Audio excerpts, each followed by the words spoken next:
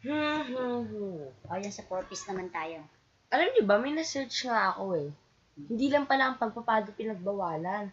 Pati simpleng pingot, bawal na rin daw yun. Oo, pati pag sinigawan mo, minura mo yung bata, bawal na rin daw yun. Paano natin didisiplinahin yung mga bata? Ayun na nga. Na-search ko nga kanina lang sa internet. Yan, tignan mo. Bawal na rin daw. Bawal ng mamalo. Mamalo sa mga bata. Bakit kaya? Ba't kaya pinagbawal? Ayan o.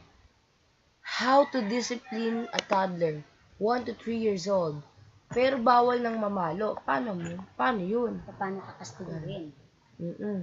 Sa US, matagal nang bawal. When a neighbor hears that domestic violence is going on, they can report. Yan, sabi nga daw, pag ang kapitbahay mo narinig ka ng inabuso mong anak mo, ire-report na daw agad yun. Pero sa ating pagkakaalam, maraming lumalaki na sa pangbubuli, and it could be linked to their style of discipline. It's debatable. Sakop pa ng bagong natin yung bawal ng namamingot at paluhurin sa asin, munggo, kurot, sa bunot. Di ko na naabutan yun. Pero wala naman sa atin ngayong gumagawa ng ganyan. Yang luhod, yang luluhod sa asin, yang pingot, panahon pa ng mga lola natin yan. Sa ngayon, bihira na yung mga magulang na gumagawa ng ganyan. May napapanood nga ako sa TV, may 2 platong babasagin, gaganon ka daw, tapos sa kaluhod. Panahon pa ng lola natin yon. Ang sinasabi nga natin ngayon, iba na yung kabataan ngayon na dapat natin gamitan ng ganyan. Kaso, lahat isinulat nila na bawal ito, bawal yan. Oo nga, di ba meron 10 karapatan ng mga bata? 10 karapatan ng mga bata, mag-aral. Mag-aral, mabuhay, bigyan ng magandang buhay. Paano natin masusunod yun kung hindi natin tutulungan ng pagkastigo? Sige, ngayon may kikwento ako sa inyong kwento. Mula ito kay Mommy Franz. Ang title po nito ay Hindi po pinapalo ang bata. Yan nga po. Sa Mommy Franz, naririnig ko nga na pasado na to sa Congress. Sa US kasi, the government can take your kids away. Dito, I don't think DSWD has enough resource to take care of the abused kids.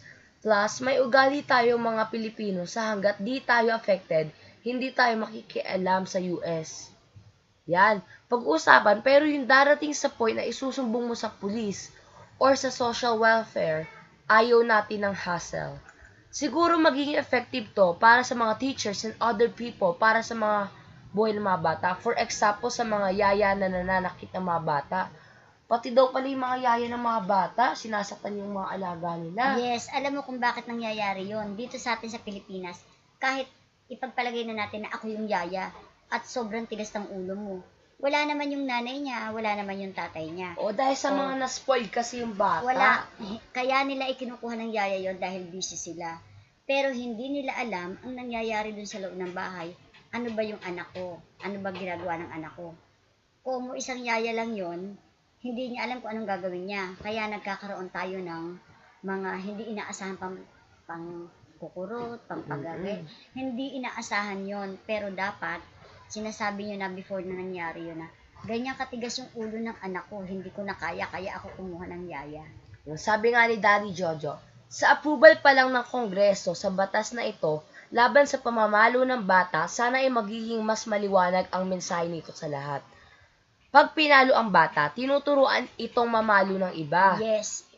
Mananakit ng ibang bata, hindi ang bata ang may issue talaga dito, kundi ang magulang na hindi pa yata handang maging magulang, hindi nag-iisip, hindi naging magulang sa kanyang sarili, hindi tinatama ang mali rin na ginagawa ng magulang niya sa kanya. Ayun. Imbes na pag pinalo mo matututo, ginagawa daw nila sa iba. Ano naman ibig sabihin nun? Pasensya na kung emosyonal ako sa topic na ito. Maayos kong ipinalalaki ang anak ko. Naging magalang siya at mapagmahal sa kanyang kapwa. Nagagalit ako kapag may mga batang nananakit sa kanya. Dahil may mga magulang na nagtuturo sa kanilang mga anak at pananakit ng kapwa. Ayun, okay pala to si Daddy Jojo. Pag pinapalo daw niya ang anak niya, natututo daw ito. Ayun, kaya daw yung lumaki ang kanyang anak, maganda daw ang ugali Alam nito. mo, Daddy Jojo, siguro makikita nyo kami ngayon at maririnig nyo ang aming opinion. Tama ka doon. Dapat nating paluin ang mga bata kasi ang palo ay isang sign ng pagmamahal yan. Hindi natin pinapalo para saktan sila. Pinapalo natin ang bata para itama ang mali. At yun ang ayoko sa gobyerno na ngayon, ipinasa nila yung ganong kaso na bawal kang mamalo sa bata. Na, marami ng bata na pag pinalo mo ko, eto na, susumbong ka sa DSWD. So, hindi rin alam ng mga bata na may proseso pa yon, proseso na hindi ka basta pupunta ng DSWD na akala nila ganun na lang kadali. Hindi porke ipinasa nila yon, dapat i-explain din nila to public na ganito yung procedure. Ipaliwanag nila bago magreklamo ang mga bata, ito yung dapat gawin, may ebidensya ba?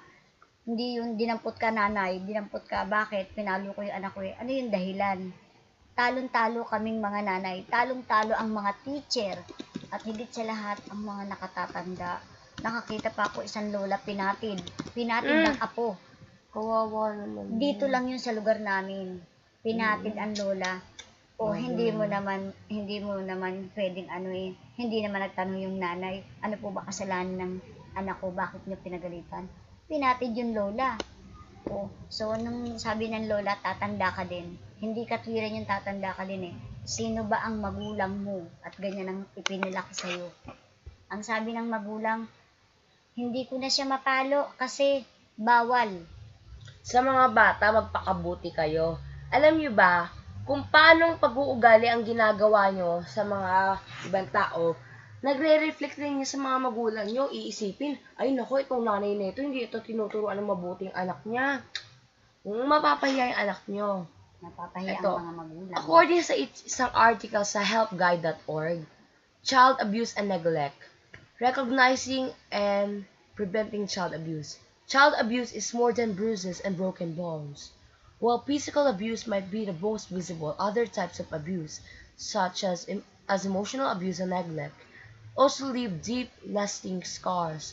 The earlier abused children get help, the greater chance they have to heal and break the cycle rather than perpetuating it. Myth 1 is only abuse if it's violent. Physical abuse is just one type of child abuse. Neglect and emotional abuse can be just as damaging, and since they are more subtle, others of them. Ano yung neglect, Ate Susan? Sinasakal yung mga bata? Kawawa naman. Bakit kaya sinasakal ng mga magulang yung mga bata? Nape-pressure sila. Siguro nga. Dahil sa dami, hindi na nila alam kung ano yung dapat gawin din sa batang yun, lalo na pagka sobra ng pagsalbahe.